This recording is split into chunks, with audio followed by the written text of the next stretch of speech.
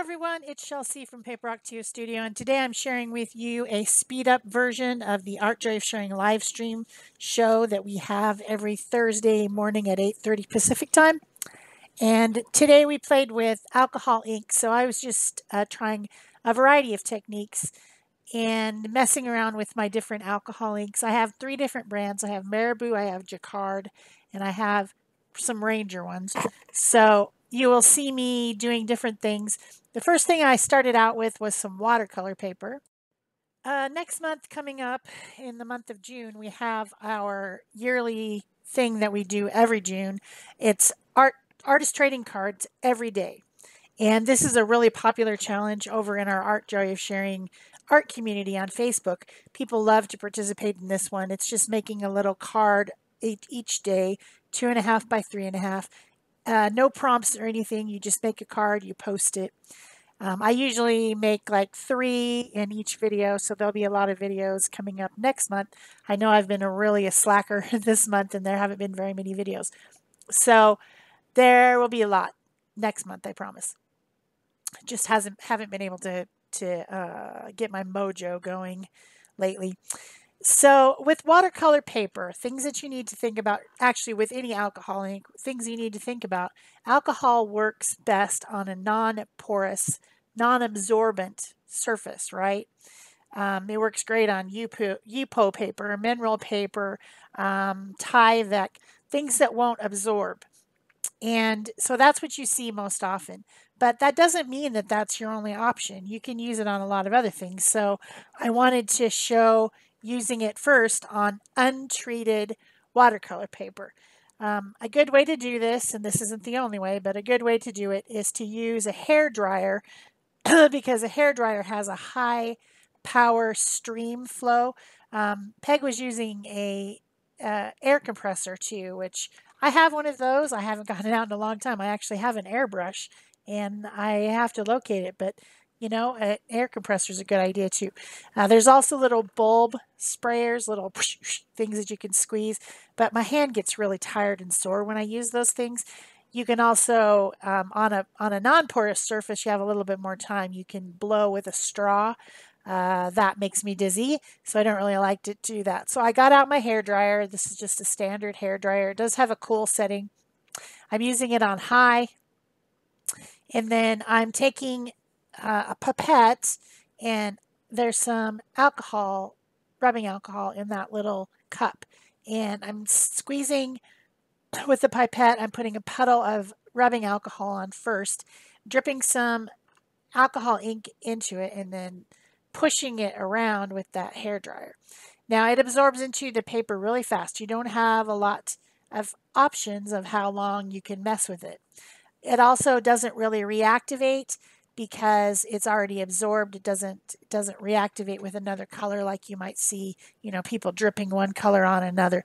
Those are always on non-porous surfaces, and they work better to do those type of techniques. But I was doing, you know, I like to experiment with different stuff, and I don't want to do the same thing everyone else is always doing. So that's the reason that we have this going on. So one thing that's fun about this is that you have both sides of the paper as an option because the ink just goes right through to the other side. So you end up with 2 different sides. But I wanted to add some, try to add some texture, and I had this die cut out of Bristol paper, and I thought, okay, you get 2 for 1. You use the die cut to create texture on there with some more ink, and then you also color the die cut, and you can use it as part of your design on your ATC. So I had cut these pieces of paper so that they would be big enough to make 3 ATCs, and as you see, those are my first 3 ATC backgrounds for ATC a day 2021, which starts on June 1st. So then I wanted to show, and some people were talking about it in the chat. During the live stream, people can type in the chat, and they were saying, well, what if you sealed the watercolor paper? So I said, okay, I'll seal the watercolor paper. So I put some white gesso on there, and I gave it a little bit of texture. I used a silicone brush to apply it so that I would get some like ridges and lines and intentionally left texture on there that the alcohol ink could go up to the curb and make some different lines and stuff. But other than that, I'm using plain alcohol. I do have some plain alcohol in a spritz bottle now, so I'm using it instead of the pipette, although I think I do grab the pipette a few times. But putting on some alcohol, dropping some ink into it, pushing it around with that blow dryer, and it looks different on the gesso than it does on the plain untreated paper because it's not absorbing in. The gesso has sealed the paper and it's not as absorbent. Now when I flip it over, I was going to show, okay, see, this is non-absorbent now because the back is white. But the ink, the watercolor paper humped up in the middle and the ink slid down to the edges, and so I did get some ink on the back. But the very center of it on the back is still free. It didn't soak through as the other one did. So that's why I was flipping it over to show. So either way, I cut these into 3 ATC backgrounds, which I'll use next month. There's the 3 of those colors. It was I think some type of a sepia or mushroom color, and then some yellows and oranges. So then this morning I finished my box of Raisin Bran, so I decided to make a couple journals, and I had a big piece of canvas that somebody had mailed me. I think it probably was taken off of a frame. It is pre-gessoed canvas. I would like to try this on a plain canvas that doesn't have gesso on it because I think the effect would be different. But I decided to make a couple covers for these journals that I'm going to make. Remember, making art journals, making books is a different hobby than actually finishing art journals. So I can still make another journal even though all my other ones are not full yet. I haven't art journal in a long time because I was doing the 100 days, and then of course now we're going to be doing ATCs. I'm busy. So I showed how I put some texture paste through a stencil, and then I have to let it dry. So I set that one aside and I grabbed the other one, which I had already put the texture paste on. And 2 things I didn't like. I mean, it was working out at first, and then I don't know, the texture paste that I used is the golden one that dries quickly. That stuff is almost like a sponge. You know, it dries really quickly, and that's the reason I like it. But it didn't have the effect that I wanted. You could still see the pattern, which is some feathers from a different stencil. You could kind of still see it, maybe not very much on the video, but that texture paste absorbed rather than repelling the alcohol ink. So I decided maybe that wasn't the right type of texture paste to use. Also, this is a gessoed canvas, and so it's not soaking through and absorbing as much as I expected. So this was an experiment. It's still cool. I'm not saying that there's anything wrong with it. It just isn't exactly what I expected. So I'm going to have to mess around some more and figure out if maybe a different texture paste, one that's not as absorbent, would be better for this. And I think it would. Actually, after this, I tried heavy gesso on a scrap piece because this didn't come out as I wanted. I expected the feathers to really stand out from the background, and they don't. So I keep adding more alcohol spray. I keep adding more ink, trying to get these things to stand out. And then in the end, I let it dry. I set it aside to dry, and I just took an archival ink pad and I dragged the ink pad over the top of the texture, and that made the feathers stand out more from the background. So then this is the one where I decided, well, let me try heavy gesso because I do like to do resist techniques with heavy gesso on paper. So I wondered if it would work better than that golden light texture paste that I used, which is spongy. I thought maybe this would work better. I actually don't have any other kind of texture paste. I looked.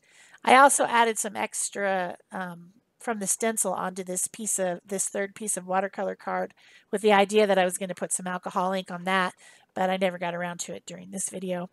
Our live stream show is an hour and a half, and I didn't get everything done that I had expected to do. So once this heavy gesso through the stencil was dry, I dripped some different colors of green alcohol ink and spritzed it with my just rubbing alcohol in, or sometimes it's called mineral spirits, depends on where you live. It's just in a spray bottle. So I just kept spraying it and letting it drip and run. And I like that better than the light molding paste one because I can still see the pattern. It didn't completely resist the alcohol ink, but I can still see the pattern. So I think that one's pretty cool. And I don't know what I'm going to use it for because it's not big enough. I guess I could make a small book, like a small book, and use it as the cover, maybe. So then I got out my 6x6 gel plate, and I was mentioning to people that, you know, this is my worst looking, most ugly, most stained, discolored gel plate. But guess what? Still works great.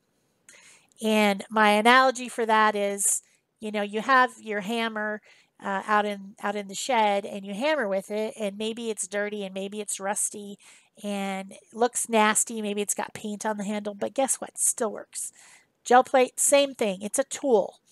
It's just a tool, people. You don't need to worry about it staying clean and beautiful and wonderful. You can clean it, but if it starts to get stained, so what? It doesn't affect anything at all. It's just still exactly the same thing as it was before.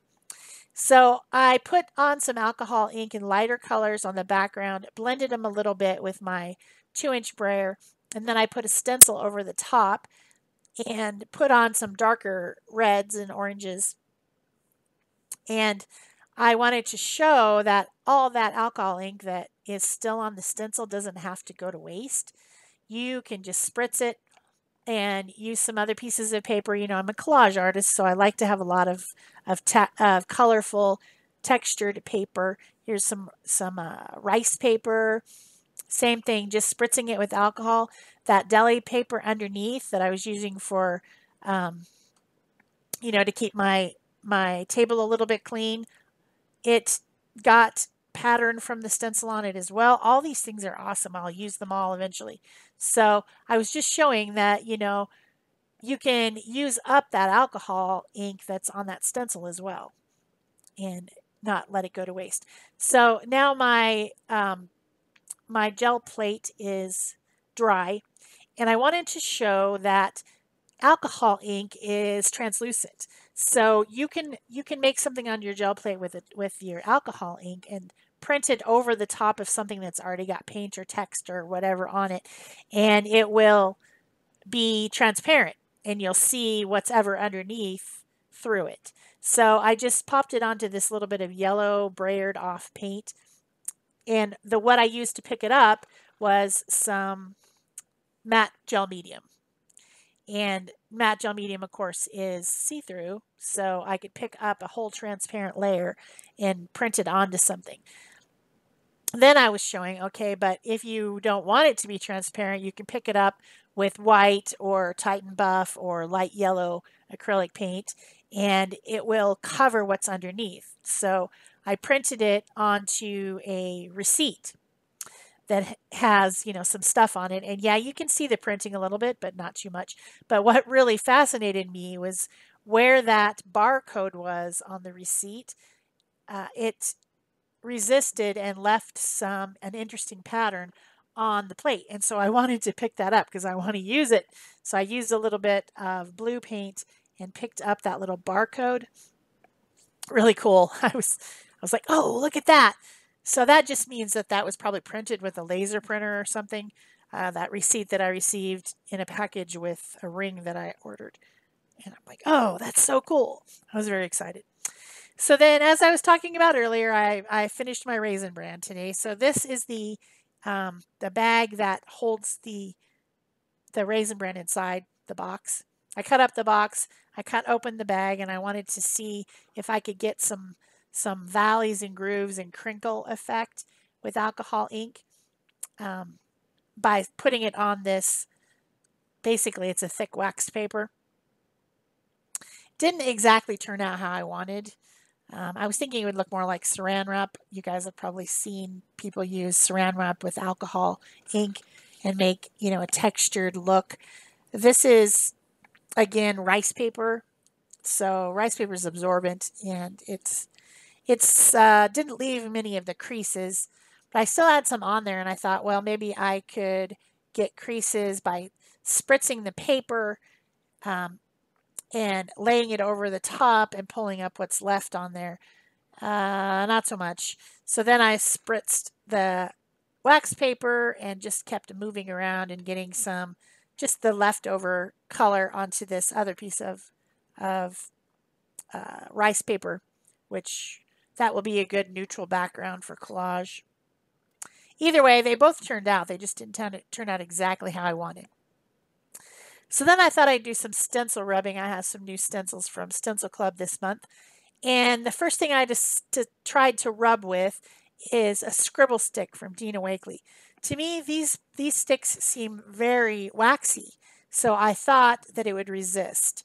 And I just did it on a regular piece of text paper.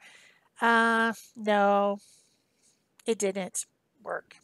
There's a little bit of pattern.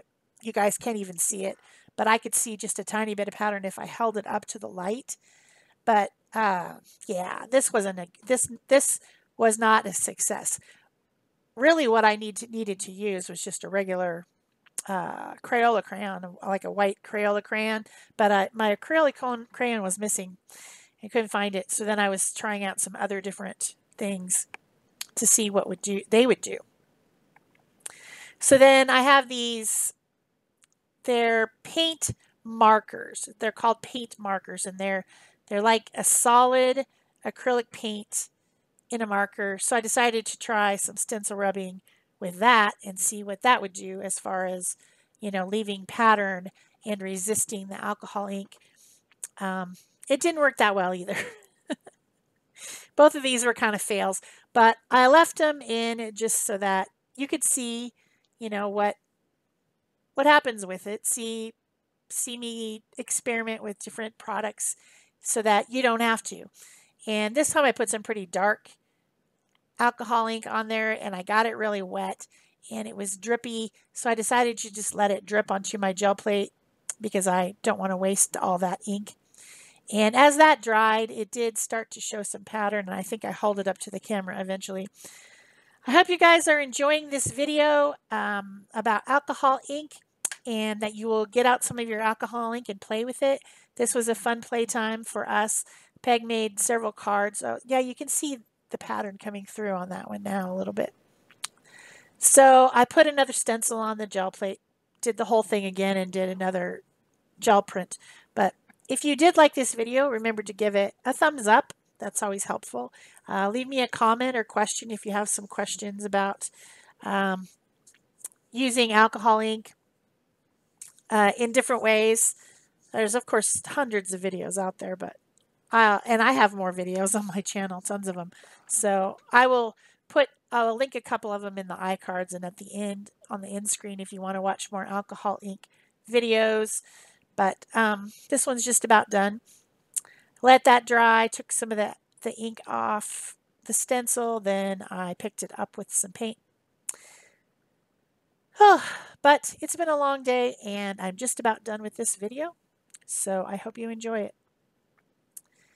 I did end up doing a collage right after this, and I used that paper, that rice paper.